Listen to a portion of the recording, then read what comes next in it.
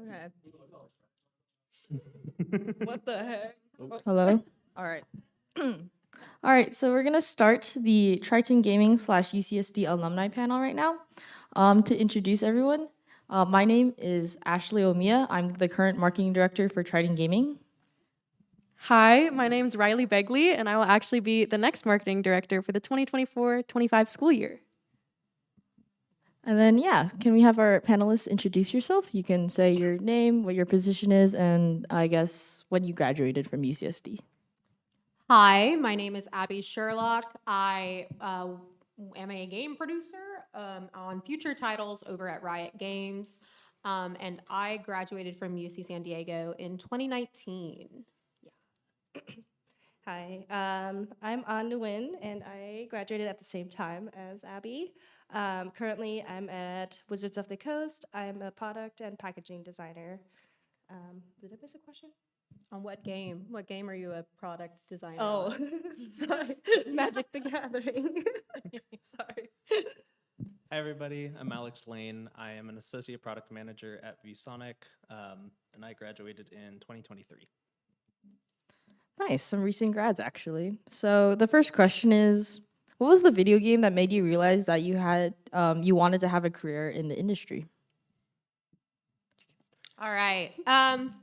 So for me, my story, I actually did not want to go into the games industry until pretty later.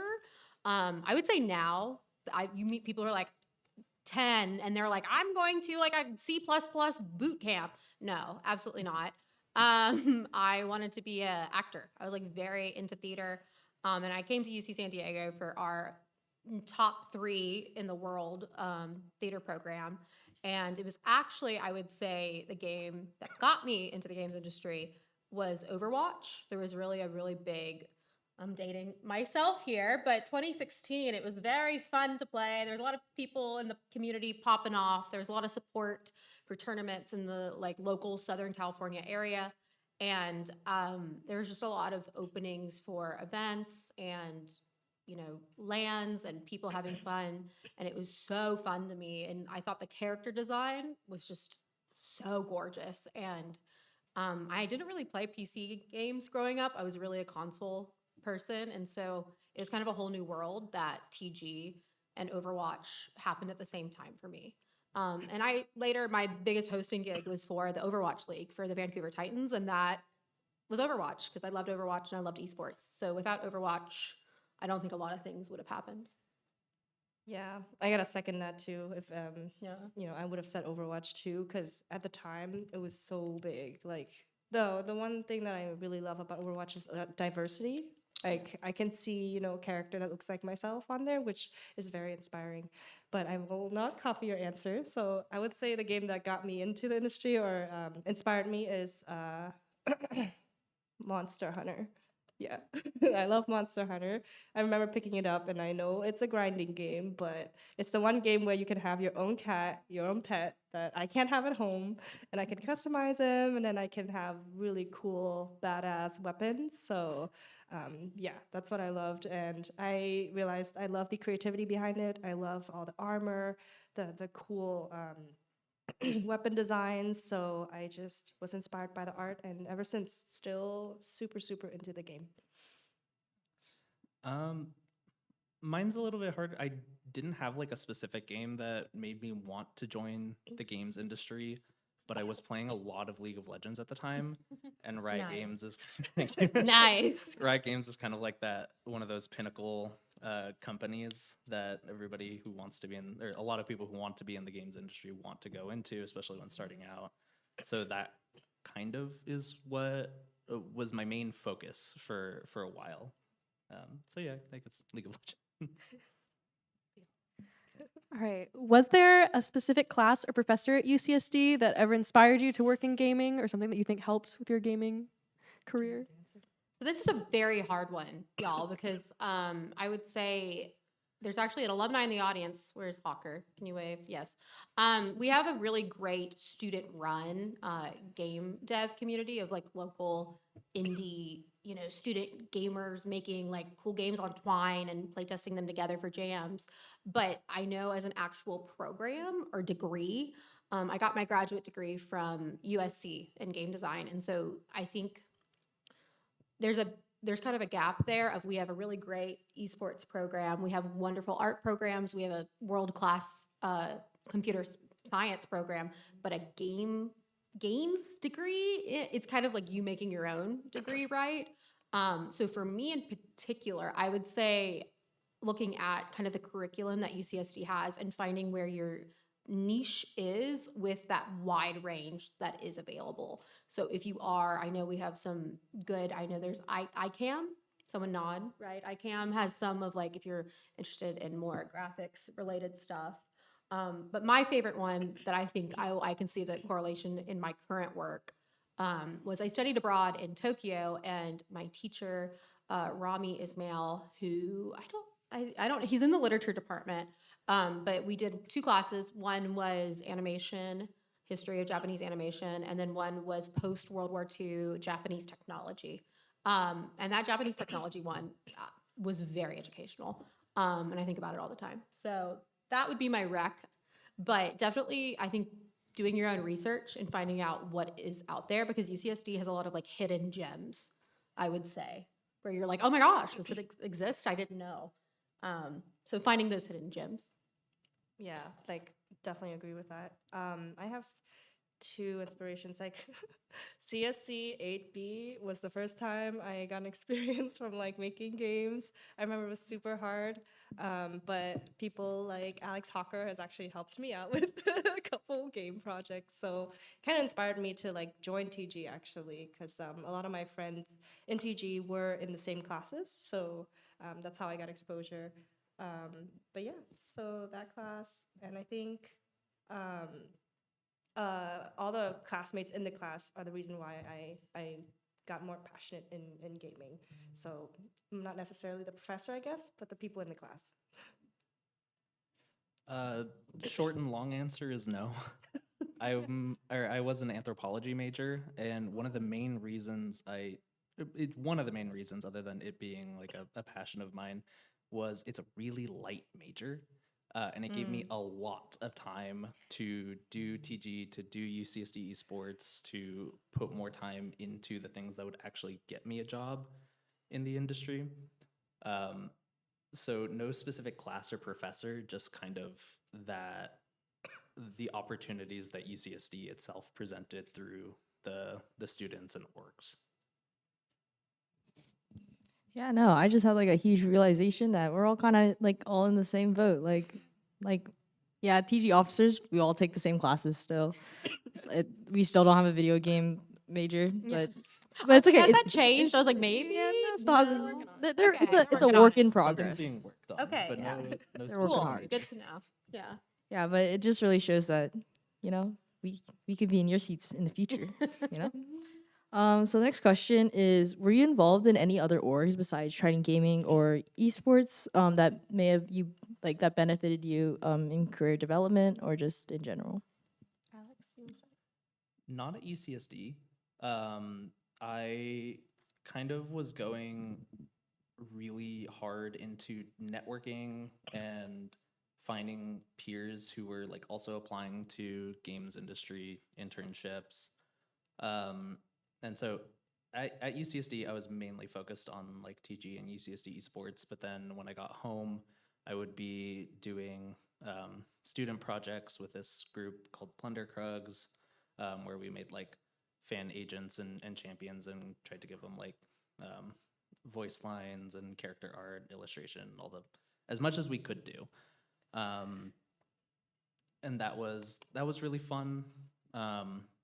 But within UCSD, it was mainly UCSD esports and Triton Gaming. That's sick. I just gotta say, your side project, super, super creative. For me, I was involved at the Zone. I don't know if that's still a thing here. It's like a little wellness center for the students here at UCSD. So I was lead graphics there, and I realized I love leading a team and kind of doing graphics for a good cause. So de-stressing and therapy fluffies, if that's still a thing here, we did a lot of promotion for that. So a lot of the graphics we do there is very different from TG graphics. So that was really helpful for me to kind of learn different skills in branding. And then the other thing I did outside-ish from UCSD is I was interning for Blizzard. So I was working while being in school. So I was able to help out with esports with Abby, actually. So we worked together on a couple projects outside of school. Yeah, we overlapped at Blizzard for I think a year. You were there a year and a half. I was there a year. So that was something outside, right? And it was close by in Irvine. But also, I realized we were doing remote work Yeah. before it was like A in thing. with COVID. But we were like on Discord, like Yeah. in Google Docs and Google Sheets, like doing wild to think about. We were trendsetters. So doing Blizzard as a part-time job. Also, other external stuff. I did not join TG until 2016, even though 2015, because I was very heavy in my sorority life, and I was all 4 years. So I was a Chi Omega. I was on Panelitic. I interned at La Jolla Playhouse. We watched your play. You did watch my play. You came to my play when I was fight captain, which was very sweet. And then it was also D&D related. Isn't that Yes, funny? I Small know. world. And then we later both worked for Wizards of the Coast, so just small world. Associated students for a quarter, study abroad, and theater productions. Just at our theater school. She was very busy. I was very busy. So what's the question? It was like, was I involved? Yes. Yeah. Is there a question about the involvement? Did it Specifically, make me like, tired? Yes. Yeah. that's a lot. Yeah. If there was anything like specifically about those orgs that you felt like benefited your career development most, one thing I remember is when I talked to you for the Yeah. first time, you talked about how like sorority rush or recruitment is yeah. like such good networking training. Absolutely. And that like really stuck with me too, as somebody who's in gaming Yes. and in a sorority as well, and who did theater. But yeah. I mean, recruitment, and y'all are like, okay. yeah, I mean, you're just talking to people for 9 hours a day. And so that, I think, interviews for jobs do not faze me. I'm like, I have talked to 100 women in one day about, everything. Yeah. So it's really good. I guess it's kind of a discipline thing of practice, just makes you better at it. So I think, again, finding opportunities in your student orgs to practice what you want to develop, right? That's not something automatic that Riley and I can talk to a wall basically because of recruitment, but it's a practice. And so if there's something you want to improve on, no matter if that's art, engineering, your social skills, I mean, finding student orgs in a way in which you can kind of hack it so your improvement is happening at the same time while you're also being productive for the org is really smart. that was great. Thank Yeah. you. I need a rush, says Ashley. We got her. Yeah. All right. What project lead roles or exec board roles did you hold in TG or in any other org that you were in, if not specifically TG? And what was your most memorable experience regarding that position? I can start. I was creative director for Triton Gaming, and I was also graphics lead for the zone. But yeah, what was the other question? How did that help you, like, Oh. doing that stuff, graphics and creative? Yeah, it was basic. Oh, just real quick, my major is mathematics and CS, so I know nothing related to art. So I had to have an outlet, So this leadership position, I see you fist bumping like, yeah, I know. We're great. I love math and CS. Just kidding, it was painful, but.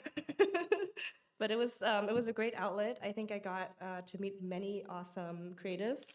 So that was like my favorite part, to meeting different people who have different skill sets and then kind of joining them together and having them teach each other and then also learning from them. So that was like the biggest part that I love and I kept wanting to do after that. And, regardless of what my major was, I kept chasing after creative projects, creative teams, and just loving connecting with other people. So best way to learn is being in the team full of creatives and a diverse group.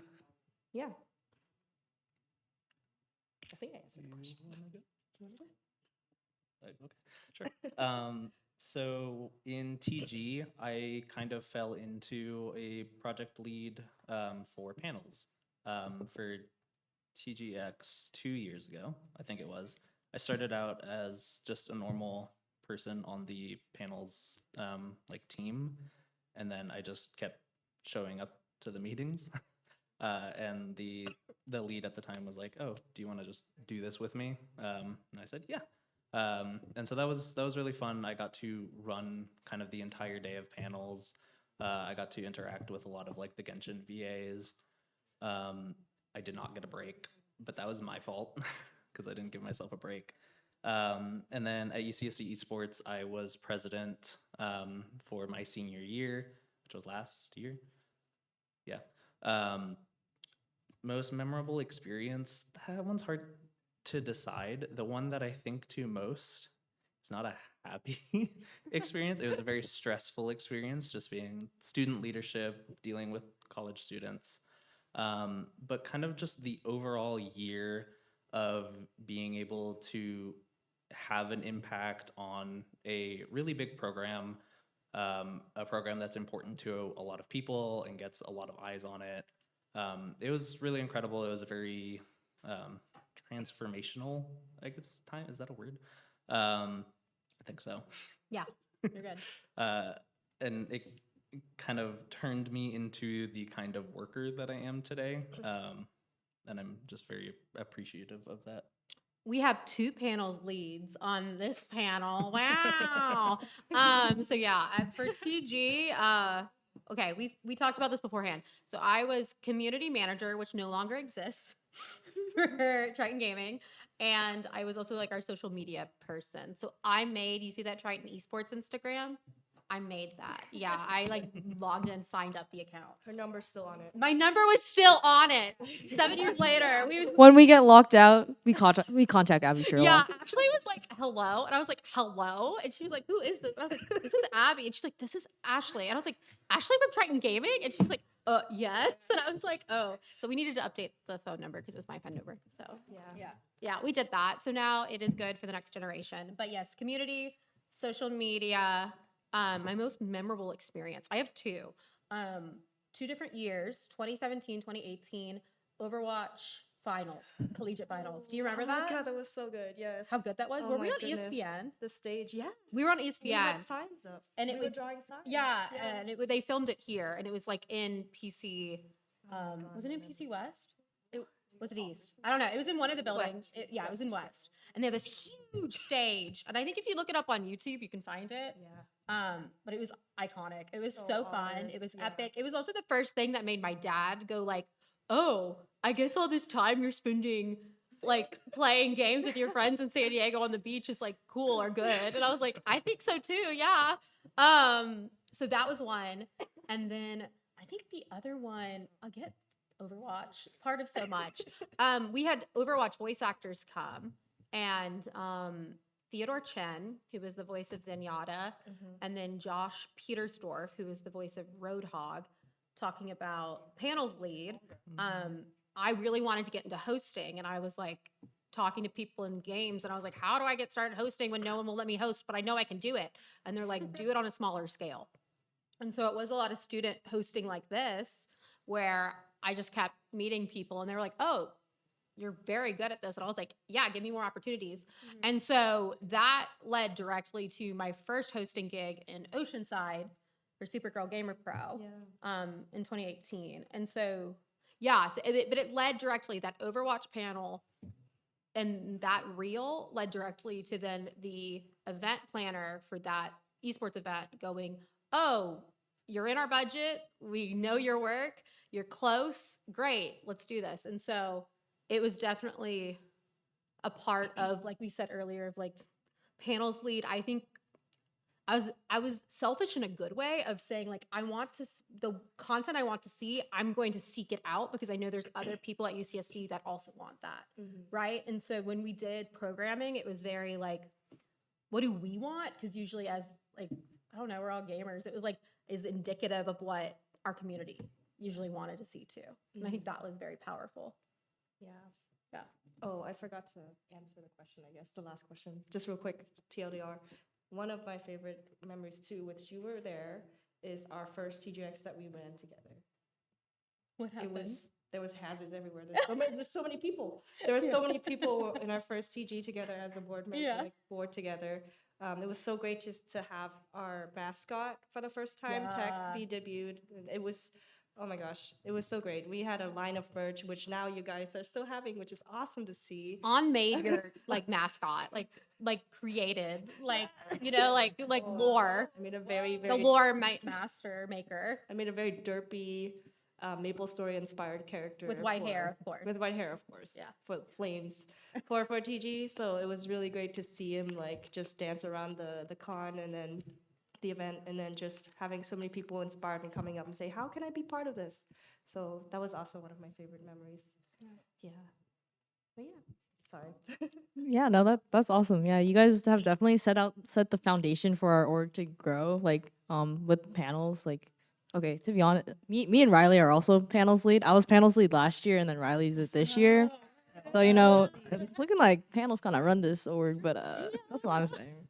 But no, I really do relate. Like, how we run it is the same as you Yeah. guys, where we're like, what do officers want? Because Genshin. Genshin, We did not. Genshin was not around Genshin when we were in thrives. school. Not to age us, but like, and now it is. And now it's huge and everywhere. yeah, And you want to talk to him, yeah, so no, you it's- should. yeah. And then this year, like Valorant, Valorant's like huge. Valorant is. So as we're I wear very my excited about sage, that. I have my sage necklace Oh on. my god, cute. If anyone can Yeah. see. Yeah. And then actually, yeah, we're having one of the Overwatch voice actors come. Well, like they're the Raze voice actor, so Sombra will be coming Oh, tomorrow as well. amazing. Very nice. But okay, yeah, next question. Sorry, I'm just like, wow.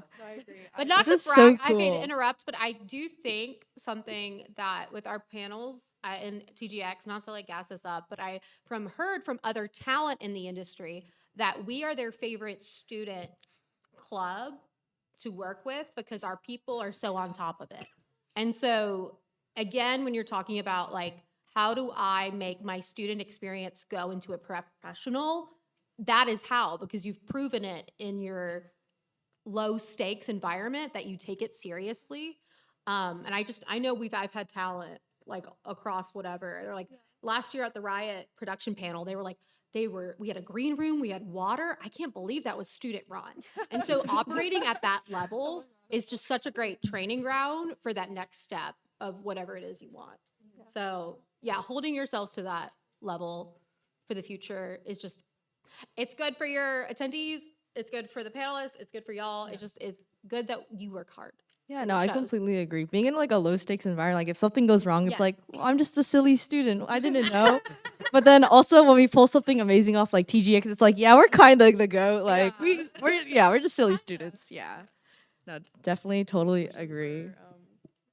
Yeah, I agree. We're on a little tangent right now, but before the next question, I agree with what you'd said about, pushing for what students want. And we'd had Genshin for the last 3 years, and we knew people really want Genshin. And I was like, hey guys, what if we also tried to get Valorant this year? And so that was something that like I push for both but we're really excited to have all the talent that we have. And there's some Genshin panelists out in the pavilion right now. You guys should say hi. They're really awesome. Yeah, the Genshin people are so nice. They're like actually so nice. And then also like same like reaching out like through panels, like honestly gives you so much confidence because you're just cold calling and cold emailing so many people. And it's really like, and then once you get a response, it's like Christmas. It's like, oh my God. Or like when you're like texting someone, it's like, oh my God, they responded to me. I'm not getting ghosted. Yeah, oh my God. And it's the same for marketing and like our sponsors. That's Yeah. exactly why I'm the marketing director. Okay, so the next question is, so what were your first jobs and internships what were the first jobs / internships or higher education opportunities that you pursued right after graduation?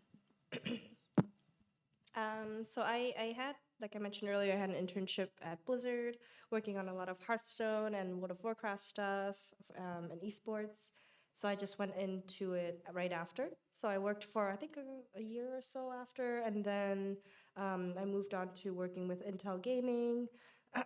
And there I also helped design merchandise, which is really fun, and things that they give away at gaming events. So like DreamHack Dallas, for example, that happened Yesterday. yesterday or last week or whatever. There's a lot of merch that are given out. So there's like pins, plushies, stuff. So we designed those to give out, and then I talked to Abby one day and I was like, hey, there's an opening at Wizards of the Coast. And then she referred me, and then now I'm working on Magic, which is so awesome.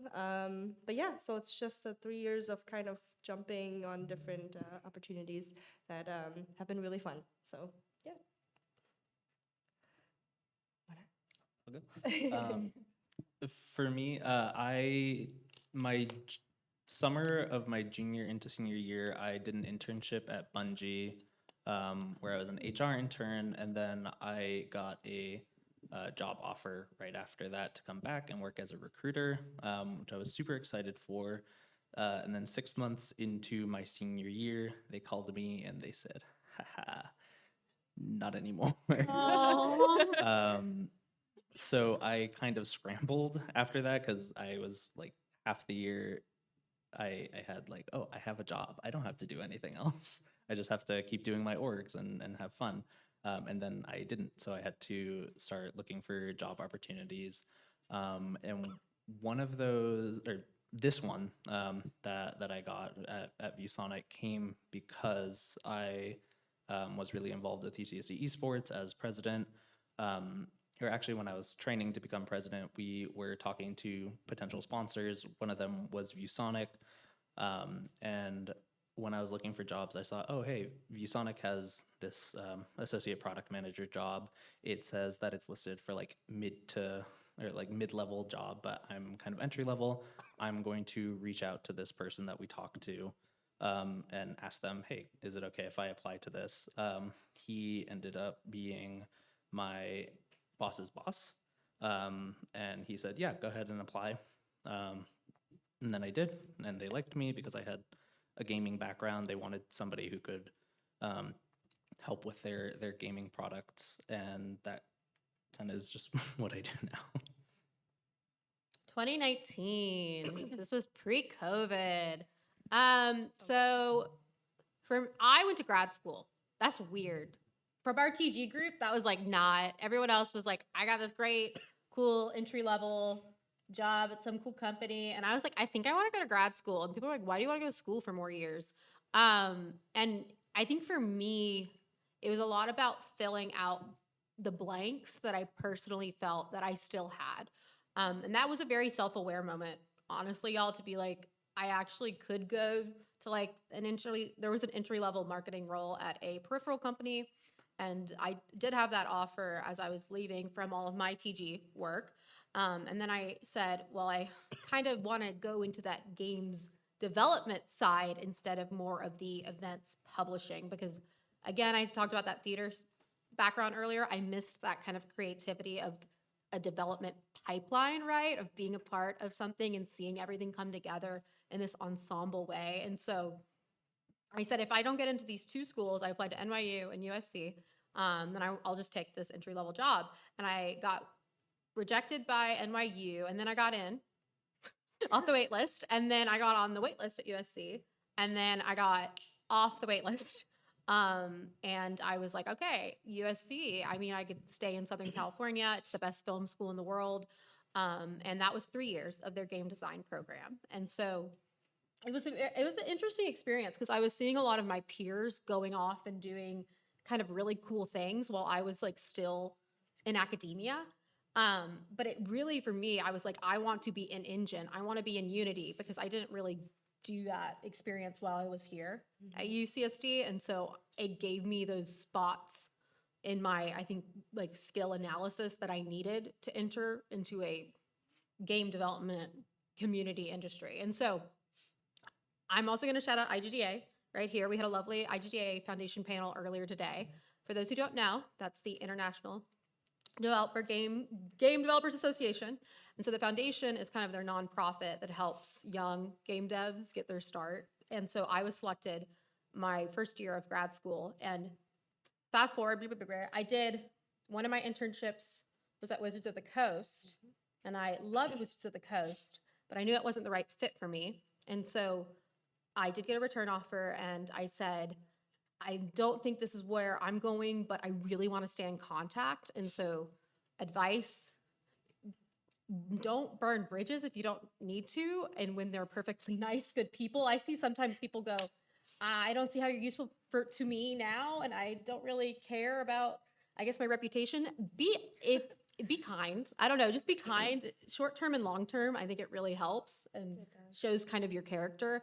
And so later, I had a good friend at Wizards, and there was a role open like on set, and so it's like I have a perfect friend who'd be a great fit, right? And so games is so networking heavy, and so I think just when people are good, they keep usually succeeding because they're talented. And so for someone like Anna, I was like, she just needs to be there because she's good.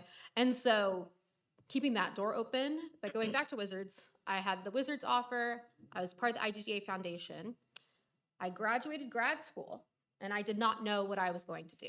I had an offer from one AAA studio, and then my IGDA mentor came in at the last moment and said, hey, did you sign with that other place? I said, no. She said, would you interview with Riot Games? And I said, for who? And it was like my now mentor mother, Katie Golden, who was the first senior female producer of Sonic at Sega. She's iconic if you look her up. She worked also on Bungie, on Destiny. And so Riot just awed me. I was just in love with her team and the mission, and just celebrated my 2-year anniversary at Riot last week. Yeah, and so, but that was from, right, the IGDA Foundation, from my mentor, who was best friends with Katie, saying, hey, I have a really good person that I think you should talk with. So I think all of us, you mentioned something about your boss's boss. Yeah. Yeah, and you mentioned like a friend and a referral, and Christine, who I knew, and you knew, and for me, it was my mentor. So yeah, it's very community based. And you kind of look back and you're like, oh, they all lead to each other. But you don't realize that in the moment. Referrals are just Referrals are very important. Yeah, Yeah. and it helps. It helps. I'm just kidding. No, that was great. Thank you. All right. So, what does a typical day in your job look like?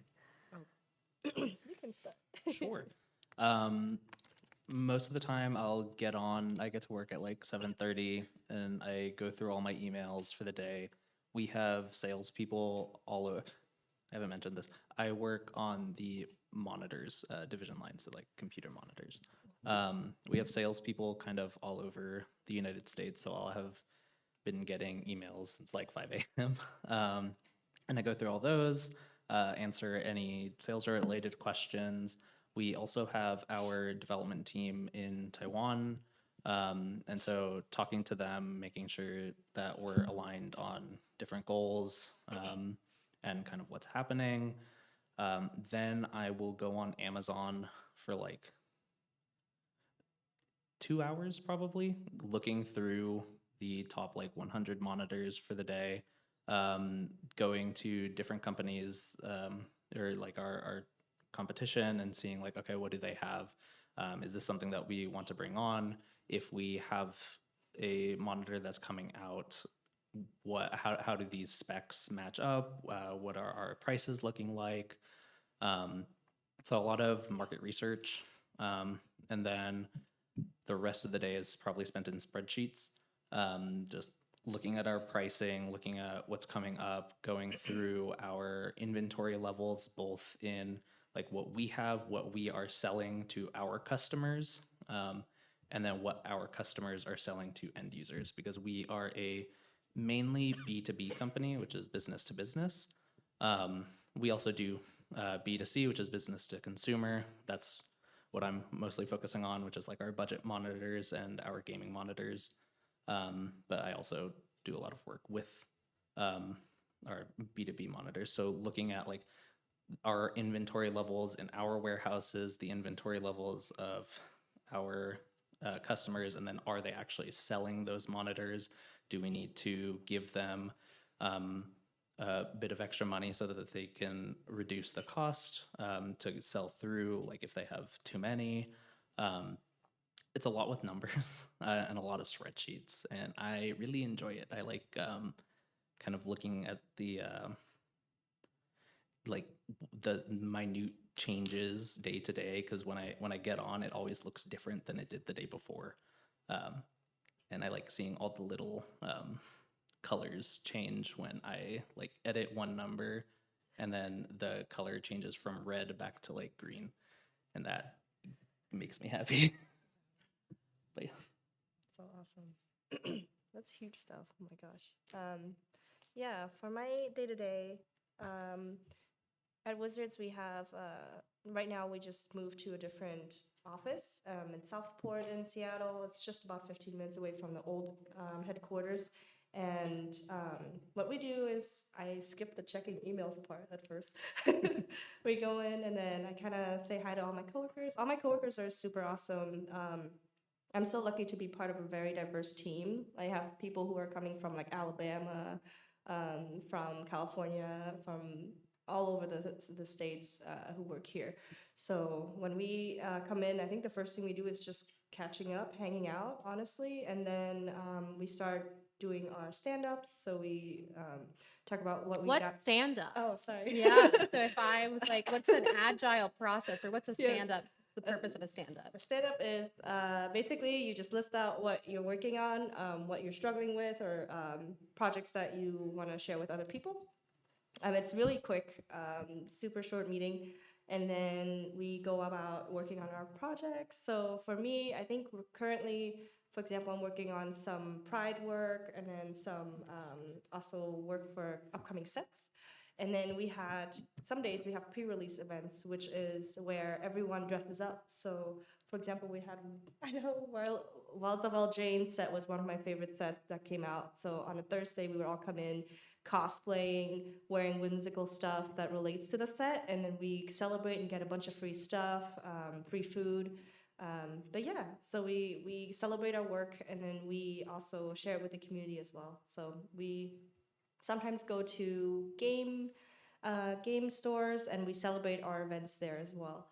So, but yeah, that's the fun stuff. Otherwise, it's really just working on our tablets, on our graphics and designs. And then sometimes you would cut out things in 3D. So since packaging, we have to kind of like print everything out and like test it, make the mock-ups. We got to make sure that everything like works, everything reads right. There's no any like hiccups on the way. So there's a lot of printing and then checking everything and signing it off. So a lot of processes along the way till the project is actually approved.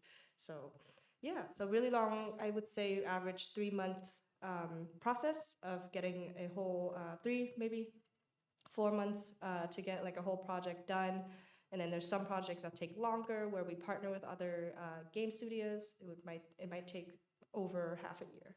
So, but these projects are done and approved, but they don't get released until at least a year after. So yeah, so we work ahead a lot. But yeah, that's my day to day. Day to day. So we all are emailing, we're communicating, Google Docs, you're editing documentation, game production, very similar. A lot of meetings, a lot of aligning on what people need, what are their priorities. I work, again, future games, kind of central. So, right, that means I'm talking with people in live operations, art, engineering, all disciplines. So you're constantly kind of context switching, depending on who you're talking to. But Slack, constantly open, the professional Discord, as we call it. Just you're kind of on. I don't know, talking, getting things done, looking at calendars. Yeah, like I mean, even On talked a little bit about like timelines. Like that's very important. I think for all three of us and all three of our roles of kind of forecasting, scheduling, seeing what goes where. Lots of just making sure you have your tea with you when you go to your desk, and walking around, because I think all of us work in desk jobs, right? Yeah. The first thing I do every day is I go get a juice from our Yeah. snack So bar. good posture. We don't want to be shrimp in the gamer chair. If you've seen that meme, like, that's so me. yeah, working on, right? Posture check. Yeah, there we go. Seriously. Nice. Yeah. So that's a day to day. Yeah, so thank you again so much. We actually only have like a couple minutes left, but does the audience have any Oh, sorry. We'll have a Q&A session now. If the audience has any questions, feel free to line up on the mic on this side, and then you can ask the alumni any questions you have. I know. I also, when I used Slack for the first time, was shocked at how similar it is to It's Discord. Discord. It is It's like Discord. what do you call it? Like a chroma. It's like a chroma. Yeah, it is. So much worse. Yeah, where are the fun gifts? You Yeah, know, you like need all It's the the- Discord without all the flair. Yeah, you need fun emos. Yes. The normie Discord. Yeah, Normie the Discord. normie. That's true.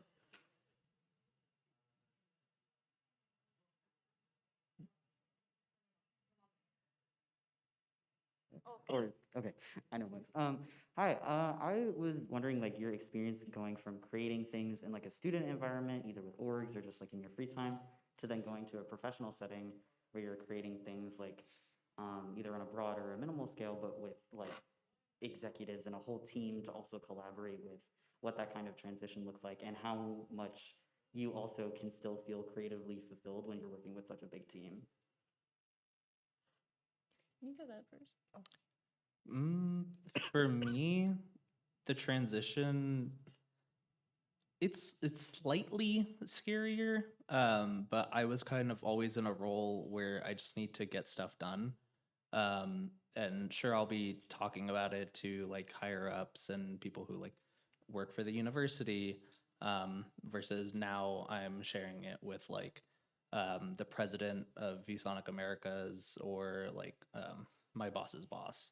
It's it wasn't that big of a transition for me, um, but it is scarier because if I mess up here, um, then it's just like, oh well. But like, there's the potential that I can mess up so bad at my job that I get fired. So it's just like that. It's not really like looming over me. Like I'm not afraid for my job, but it's just the knowledge that The stakes are different. yes, thank Yeah. you. Yeah. But yeah, that's pretty much it for me. Creative projects. Yeah, I think creative project, like you just said, I think there are different roles you can wear sometimes when you have that kind of indie student. You're like, I can do art and then I'm gonna learn Twine and then I'm gonna go to RPG Maker and do XYZ. And so I think there's more freedom, which can be a blessing and a curse, right? Either that's super fun or that's very overwhelming. Can be both. So I think there's a lot of learning through that. Definitely, I think the transition of indie student project to real world. There was a lot that I still did. Like there was documents, not documents specifically, but ways of formatting production stuff was very similar to what I did in my first year at Riot, right? And similar production skills that I was like, hey, I kind of know how this works. This is exactly what I did for my student project for 15 people, and now it's just 60 people, right? So again, the scale, the scope is different, but some of the basic functions are still the same, which makes you feel good because you're like, I know a little bit of what I'm doing, right? But I think the biggest thing, like I said, about that freedom, I think you have a specificity of what you do. And so for me, again, with my production, it's like it really allows you to dig deep into what that is, because when you are on that student project, you are doing so many things that I would say sometimes it's a little more surface level versus getting really deep down into a discipline and knowing its in and outs, and just being able to analyze your craft at a really you know, intimate level and knowing what it means. And so I've definitely felt that over myself as like a producer of like you get to know your craft and your Yeah. discipline and your In and out. relationship to it as you grow older too, which is really fun to see. Yeah. I also want to add to it, at least at Wizards of the Coast so far, I noticed that when I have ideas or something that hasn't been done before, people are open-minded to it. They are open-minded to it. They want to talk through it, and then possibly it becomes a thing in the future. So like that's what I like to do at my work, is to strive for doing something different from last year and making a bigger impact. So a lot of people are open to that, and honestly, that's what they're looking for. Be more creative, and then if you have a skill that you want to like advance in, or you want to learn more of, that's what they're also open to. A lot of the managers or the producers or creative directors, they really want to teach you stuff. Like you learn stuff on the fly, which is awesome. Like I learned a whole new tool just in the first 3 months that I was here. So a lot of creativity comes along the way, and I think the transition, just you being in TG or you being in an org here, is a great start, and then smooth transition to the industry. So yeah, it's not, don't be And be scared. honest, be honest about what you want to learn and what your Yeah. gaps are. And I think if you have a good like support system in place, and you have managers who are like, yeah, let's work on XYZ, or if you want to do something that's not even related, like you just gave me the idea of, I do kind of scratch VO because I do voiceover in my free time. And so one of our R&D guys was like, hey, record some efforts. And I was like, yeah, let's do it. And they're not going to go anywhere, but it gave me that experience of getting to do that, which is fun. So just being open about what you want to do and what you want to learn is always a good path for getting yourself fulfilled and also helping your team. Awesome. Thank you so much. Great question. Yeah, very good question. That's awesome. Yeah, well, it seems like we're out of time, but if everybody could give a round of applause to our amazing TG alumni, we're so thankful to have them. Thank you guys so much for coming out here and talking to us today. Thanks for having us. Yes, thank you. Have a good TGX, y'all. Thanks Thank for coming. you. Thank you.